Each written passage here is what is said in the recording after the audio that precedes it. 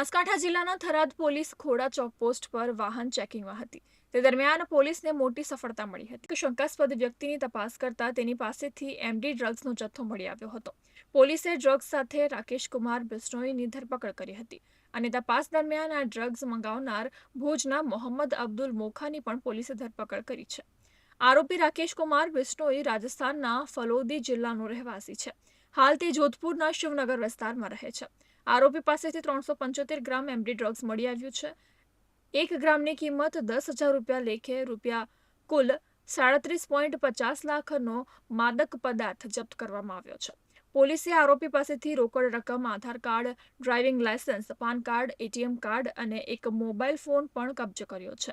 કુલ મુદ્દામાલની કિંમત 37,55,300 રૂપિયા થાય છે. પોલીસની વધુ પૂછપરછમાં જાણવા મળ્યું છે કે આ માદક પદાર્થનો જથ્થો જોધપુરના મંડોર વિસ્તારના વિકાસ બિશ્નોઈ પાસેથી મળ્યો હતો. આ માલ ભુજના મોહમ્મદ અબ્દુલ મોખાએ મંગાવ્યો હતો. મંગાવનાર ભુજના શખ્સની પણ પોલીસે ધરપકડ કરી છે, જ્યારે એક આરોપી ફરાર છે.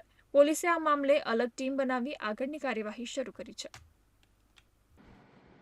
રાકેશ હીરારામ બિશ્નોઈ જે ગાંધીસાગર જિલ્લાનો વતની છે, રાજસ્થાન, તેને અમે પકડી લીધેલ છે.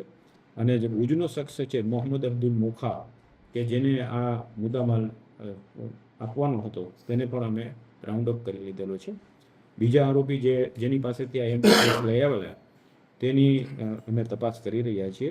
કુલ અમે એની પાસેથી 3,75,00,000નું 37,50,000નું અમે ડ્રગ્સ એની પાસેથી કબજે કરેલ છે. અને આગળની કાર્યવાહી અમારા થરાદના પોલીસ ઇન્સ્પેક્ટર શ્રી રાઠવા ચલાવી રહ્યા છે.